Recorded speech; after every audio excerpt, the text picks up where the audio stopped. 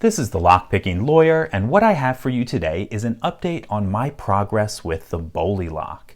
This is by far the most requested lock on this channel, and that's probably with good reason. I think it's very clever and also very unusual.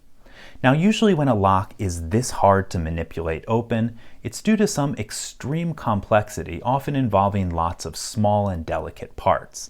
Not so with the Bowley lock. What they did was mash together cutting-edge technology from about 1,000 years ago, warded locks, with cutting-edge technology from 100 years ago, pin tumbler locks. Now, either one of these technologies would alone be pretty trivial to defeat, but together they form something that is far better than the sum of its parts. So that brings me to the punchline. I am not going to be opening this for you today. What I'm going to do is talk about a couple of the approaches I've tried and have not worked. And more than anything, I'm hoping to add to the body of information out there for other people testing this.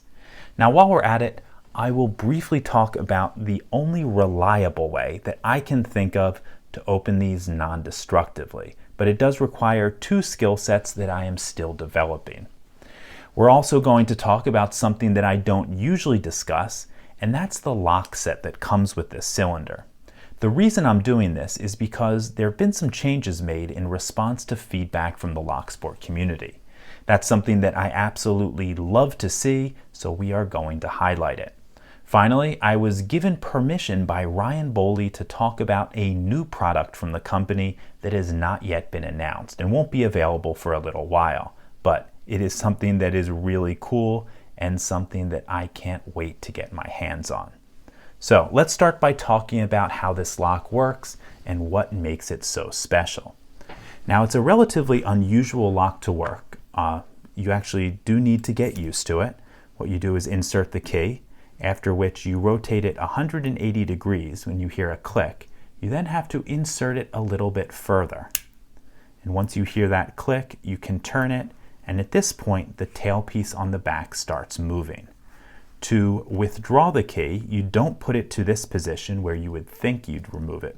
You actually have to turn it exactly 180 degrees from that, pull the key out, rotate it back down, and it will finally come out.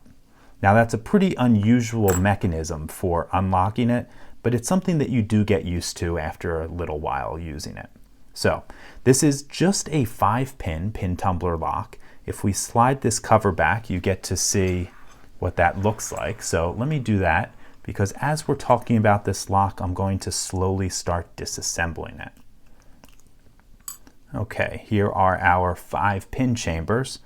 I'm going to yank these springs out, and we're also going to dump the pins.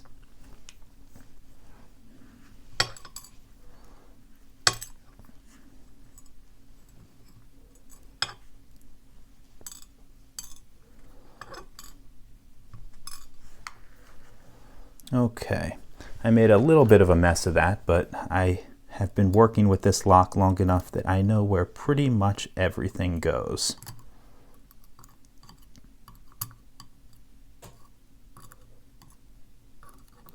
Okay, if we take a close look at these, you can see that there is nothing unusual at all with these pins. In fact, I think that's one of the benefits of this lock, and that's that a locksmith can service it and they don't have to buy any really unusual or special pinning kits. I know with other locks, like let's say the Asa Twin or Multi-Locks or Schlage Primus, it does require some very special and very expensive pinning kits. So very, very nice idea just to keep things where locksmiths can service this easily without making a large investment. Now, we only have 2 security pins in here. It's one spool and one serrated. And if this were a normal lock, I think opening this would be trivial for an experienced picker. But I can't even reach these pins, and I can't touch them because of the warding. Now, usually when I talk about warding, I'm talking about tiny little bits of metal that make up the lock's keyway. But here I mean a huge wall that blocks access to the pins. So let's take this apart a little more and take a look at that wall. There's actually 2 significant design elements. First, we have if you look inside of the main lock body, you can see a cylinder that extends back from the face of the lock. And let's look at what the key has to do to avoid it. We insert the key like this, and you can see that cutout in the key fits right into it before the key is facing upward and can actually engage the pins. Now imagine how you would get to that with a lockpick. Essentially, it's impossible because of this piece of stainless steel in between the keyway in the front and the pins up here. Then we have a spinning cylinder. The spinning cylinder goes around that piece in the front of the lock. And let's look at how that interacts with the key. You can see that the key turns that cylinder around. Now that does a couple of things. First, it prevents the pins from dropping down to the inside of the lock body. But second, it highly restricts any tool path to the pins. It's the combination of these two design elements that makes accessing the pins with a tool very, very difficult. And even more so since you need to fit two tools. Recall that we need tension on the core to pick, and the only convenient way to tension the core is that tiny little notch all the way in the back of the keyway. So very, very difficult to get to. So let's talk about ways that we might defeat this. It seems pretty clear that we're going to have to use some kind of tool that is shaped not too differently from this key. So first, there is bumping. You might think that's the easiest way, but there are a few pretty significant obstacles. First, you can't make a bump key the way you normally would by filing each notch down to its maximum depth. The reason you can't do that is because you only have about 50 thousandths of an inch of front to back play once you insert this key into the lock and turn it around so it's facing the pins. So because of that, to make a bump key, you would need to use really tiny bumps, and you would need to offset them forward in the key, or this way in the key. And to do that, you would actually need to have a lot of precision making this. I would imagine that probably a milling machine would be the best way to do it. I'd imagine maybe you could scribe it on there and file it out, but it would not be easy. To be clear, a bump key made by filing these to the maximum depths stands no chance of working. I'm saying that because I know of quite a few people who have tried that, and folks, you don't stand a chance, so just stop doing it. The next problem is that each of these locks has a zero lift pin, and that means one pin that if you lift it even a tiny little bit, on this one it's pin number 3, you have overset it and the lock will not open. So you don't just need one bump key if you're going to try to bump these, because that zero lift pin is in a random position.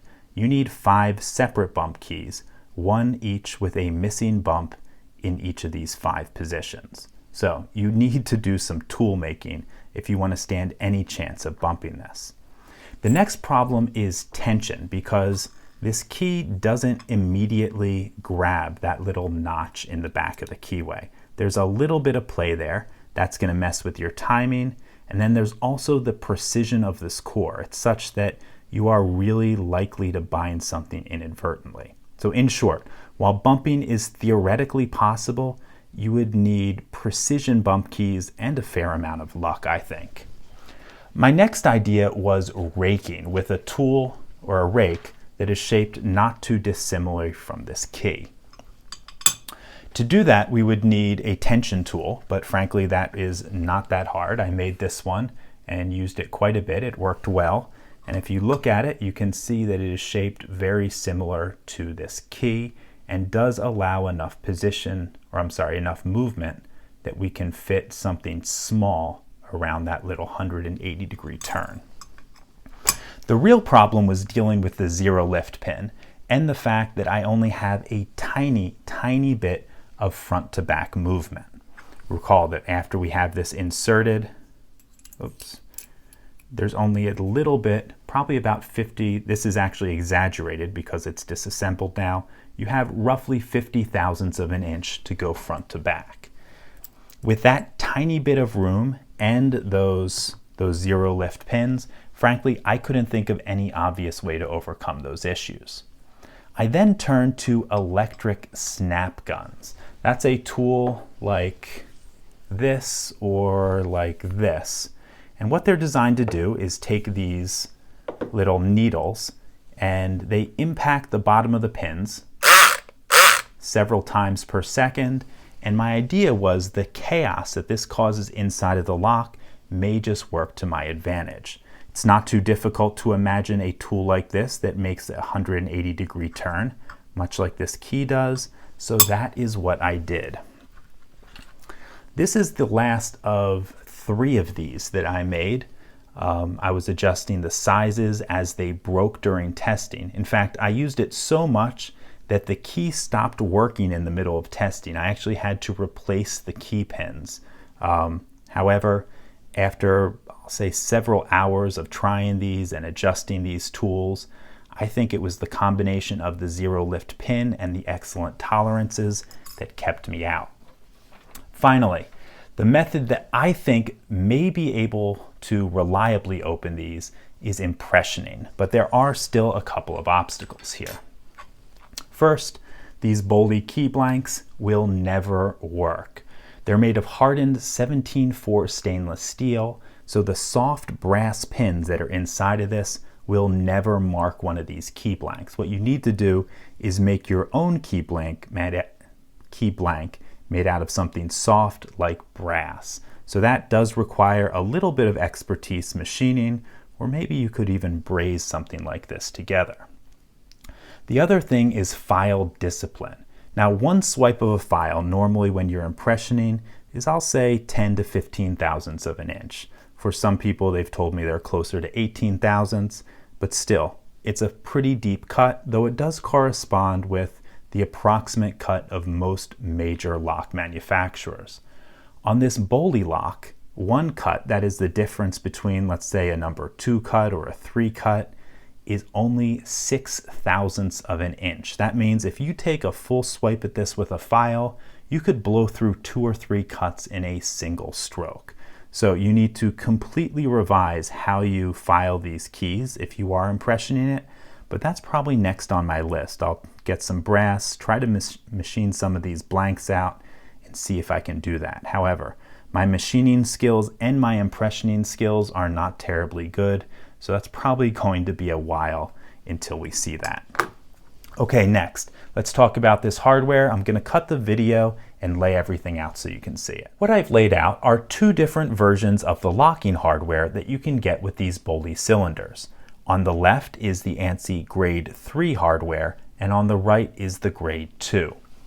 When Bowley Lock first introduced the cylinder, it came with the Grade 3 hardware. This is the lowest ANSI rating, and it's intended for residential use. Now, while it is the lowest rating, you shouldn't automatically assume it's bad. It still exceeds the quality of many of the locks that you'll find in your local home store. Even so, Bowley did get some complaints over the quality of these lock sets, and there was also some discussions about it on online forums that were not very good. So, when Ryan Bowley and I discussed that I would be making this video, he asked that I mention that there is now an option for Grade 2 hardware, which is rated for light commercial use and 150,000 cycles. It's only $15 more, and frankly, I think it's an appreciable improvement. If we compare any of these parts, let's look at these deadbolts. You can see this one is physically heavier. You can feel it easily. We have the door plates that's going to make it a little bit more secure. And we also have a hardened anti-sawing rod right in the middle of it. So definite improvements. On the jam plates, we have hardware that's relatively thin here. Certainly not nearly as thick as what you get on the Grade 2 version. Then we go to the bezel. This one is hollow. And you can compare it to this one, which is also made out of what I believe is steel on the outside, but is filled up solid with a cast zinc or aluminum piece. Then on these thumb turns, again, you really just need to feel the weight. This one is much heavier, and actually this comes with an extra door plate that you don't get with the grade 3 hardware. So a definite improvement, and if I were buying one of these for my house, I would definitely go with the grade 2 hardware. So well done to Bowley Lock for listening to the feedback and giving the buyers what they asked for. Frankly, I wish more lock companies would do this because we would live in a more secure world. Okay, last thing in what is becoming a really long video is Bowley Lock isn't resting on their laurels, and they are soon coming out with an improved lock, and Ryan sent me a few pictures that I could share with you. Now, if you follow me on Twitter, and you should be because you'll get lots of additional material on lock testing that never makes it to YouTube. If you follow me on Twitter, you already saw the new key a while ago, and let's show it right now.